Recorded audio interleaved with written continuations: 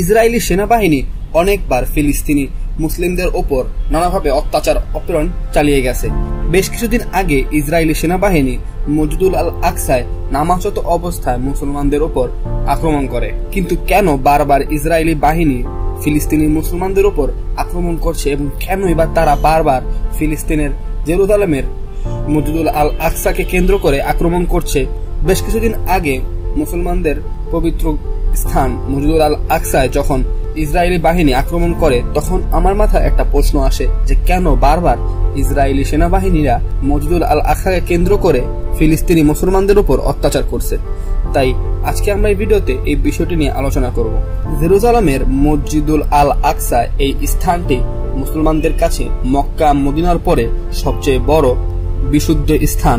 এছাড়াও পৃথিবীতে যে প্রসিদ্ধ তিনটি ধর্ম রয়েছে, মুসলিম, খ্রিস্টান এবং বৌদ্ধ ধর্মের কাছেও এই মসজিদুল আল আকসাটা অনেক বেশি গুরুত্বপূর্ণ একটি ধর্মীয় স্থান। ইহুদিদের কাছে এই স্থানটি টেম্পল মাউন্ট নামে পরিচিত।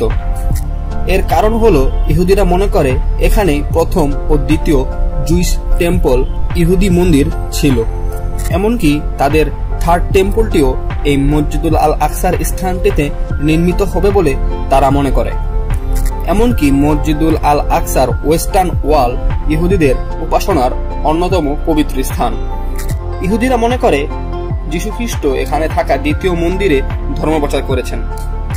যেমনটা মুসলমানরা মনে করেন যে এখানে হযরত মুহাম্মদ সাল্লাল্লাহু আলাইহি ওয়াসাল্লাম মেরাজের রাতে এখানে উপস্থিত হয়েছিলেন। তিন ধর্মের উপাসনা স্থান হলেও ইহুদিরা এখানে মসজিদুল আল আকসাকে ভেঙে তাদের তৃতীয় টেম্পল তৈরি করার চিন্তাভাবনা করতেছে, আর যার কারণেই ইহুদিরা বারবার মুসলমানদের উপর আক্রমণ চালাচ্ছে।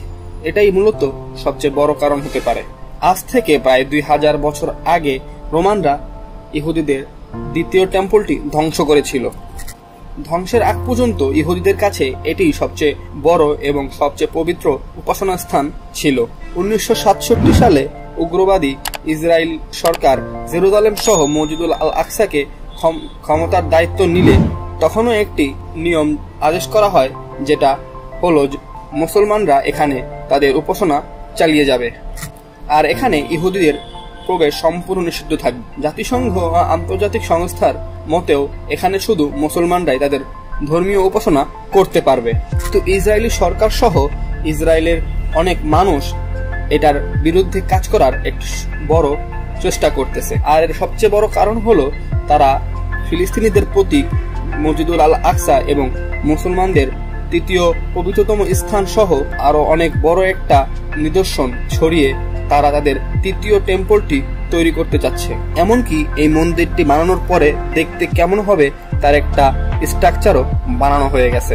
এমনকি তারা এই টেম্পলটি তৈরি করার জন্য আমেরিকা, কানাডা সহ আরো অনেকগুলো দেশ থেকে অনুদানও সংগ্রহ করেছে। যেই ইহুদি অনৈতিকভাবে মসজিদুল আল আকসায় প্রবেশ করে ইহুদি রীতিনীতি অনুযায়ী কোনো পশু জবাই দিতে পারবে, তাকে অর্থ পুরস্কার দেওয়ারও ঘোষণা দেওয়া হয়েছে টেম্পল মাউন্ট মুভমেন্টের পক্ষ থেকে। আগে এটি ইসরায়েলবাসীদের কাছে অনেকটা খারাপ মনে হলেও সেই খারাপটাই এখন তাদের কাছে ভালো হিসেবে গণ্য হতে শুরু করেছে।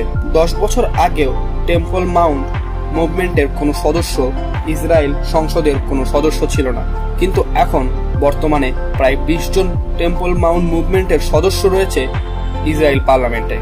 এমনকি ইসরায়েলের সাবেক প্রধানমন্ত্রী নাফতালি বেনেট সহ আরো অনেক প্রভাবশালী লোকজনও ইসরায়েলের ফিলিস্তিনের এই পবিত্র স্থানে অবৈধভাবে প্রবেশের পক্ষে কথা বলতেছে। 2000 সাল থেকে কয়েকজন হাতে গোনা ইহুদি মসজিদুল আল আকসা প্রবেশ করতে পারলেও বর্তমানে শয়ে শয়ে ইহুদি এই মসজিদুল আল আকসায় বিনা অনুমতিতে প্রবেশ করতেছে। ইসরায়েল সরকার থেকে শুরু করে ইসরায়েল সেনাবাহিনী এবং ইসরায়েলি জনগণ মসজিদুল আল আকসাতে মুসলমানদের প্রবেশ করাকে এখন দুষ্কর এবং দুঃসাধ্য করার চেষ্টা করতেছে, যেটা সম্পূর্ণভাবে অনৈতিক এবং অনুচিত একটা কাজ। এভাবে চলতে থাকলে হয়তো একটা সময় ইহুদিরা এই সম্পূর্ণ মসজিদুল আল আকসাকে দখলে নিয়ে নিবে এবং ইসরায়েলি বাহিনী এখানে সম্পূর্ণভাবে তাদের শক্তিমত্তার ব্যবহারটা করবে। মসজিদুল আল আকসায় নামাজরত এবং প্রার্থনারত অনেক মুসলমানদেরকে ইসরায়েলি সরকার বা ইসরায়েলি সেনাবাহিনীরা প্রতিনিয়তই আক্রমণ করতেছে, মারতেছে এবং সেখান থেকে আটক করে নিয়ে যাচ্ছে। এটা এখনকার বর্তমানের প্রতিনিয়তই খবর। কিন্তু এটা আপাতত দৃষ্টিতে দেখলে মনে হতে পারে যে এটা দুই ধর্মের মধ্যকার কোনো দ্বন্দ্ব, কিন্তু এটা একটি ঘোর রাজনীতি। মসজিদুল আল আকসা দখলের আগেও তারা আরো একটি বড় প্রসিদ্ধ স্থান দখল করে নিয়েছিল ফিলিস্তিনিদের। জেরুজালেম থেকে 20 মাইল দূরে আরেকটি শহর হেব্রন। এই হেব্রনকেও তারা দখল করেছে ফিলিস্তিনি মুসলমানদেরকে অত্যাচার এবং হত্যা করে। ধারণা করা হয় হেব্রনের এই ভবনের নিচে ইহুদি, খ্রিস্টান ও মুসলমানদের পিতৃপুরুষ ও নবী হযরত ইব্রাহিম আলাইহিসসালামের সমাধি রয়েছে। তাই ইহুদিরা এই স্থানটিকে বলে পিতৃপুরুষের গুহা এবং মুসলমানরা বলে ইব্রাহিমী মসজিদ। 1967 সালে আন্তর্জাতিক আইন লঙ্ঘন করে ইহুদিরা মুসলমানদের যেসব স্থান দখল করেছিল, হেব্রন ছিল তার মধ্যে সবার উপরে। এরপর অনেক উত্তপ্ততার মধ্য দিয়েই ইহুদিরা এবং মুসলমানরা এখানে তাদের ধর্ম পালন করত। 1994 সালের 25শে ফেব্রুয়ারি আমেরিকার একজন ব্যক্তি এইখানে প্রবেশ করে নামাজরত মুসলমানদের উপর একাধারে গুলিবর্ষণ করতে থাকে এবং অনেক মুসলমান হত্যা করে। এই অবিচারের প্রতিবাদ করায় ইসরায়েলি পুলিশ সেই দিনই আরো 20 জন মুসলমানকে গুলি করে হত্যা করেছিল। এরপর প্রায় 2 সপ্তাহের মতো সেখানে মুসলমানদের জন্য কারফিউ জারি করে দেওয়া হয়েছিল, আর যার ফলে সেখানে মুসলমানদের চিহ্নটা প্রায় মুছেই যাচ্ছিল। হেব্রনের যে অঞ্চলগুলোতে প্রধান বাজার ছিল মুসলমানদের, সেই বাজার বা দোকানগুলোতে তালা দিয়ে সেখানে মুসলমানদের প্রবেশ করা নিষিদ্ধ করে দেওয়া হয়েছিল। হেব্রনের প্রতিটি স্থানে এমনভাবে গার্ড দেওয়া হচ্ছিল যে সেখানকার ইব্রাহিমী মসজিদে মুসলমানদের প্রবেশ করাটাই দুঃসাধ্য হয়ে পড়েছিল। এছাড়াও ইব্রাহিমী মসজিদকে জোরপূর্বক 2টি ভাগে ভাগ করা হয়েছিল। যদিও এটা মুসলমানদের উপাসনা কেন্দ্র ছিল, তখনও 60% ইহুদিকে এবং 40% অংশ মুসলমানদেরকে দেওয়া হয়েছিল তাদের ধর্মীয় উপাসনা করার জন্য, এবং এই মসজিদটি পরিচালনা করার জন্য দায়িত্ব দেওয়া হয় ইসরায়েলি সেনাবাহিনীদের উপর। এভাবেই ইসরায়েলি সেনাবাহিনীরা তাদের নিজেদের আত্মরক্ষার অজুহাত দেখিয়ে ইসলাম ধর্মের একটি পবিত্র স্থান দখল করে নিয়েছিল।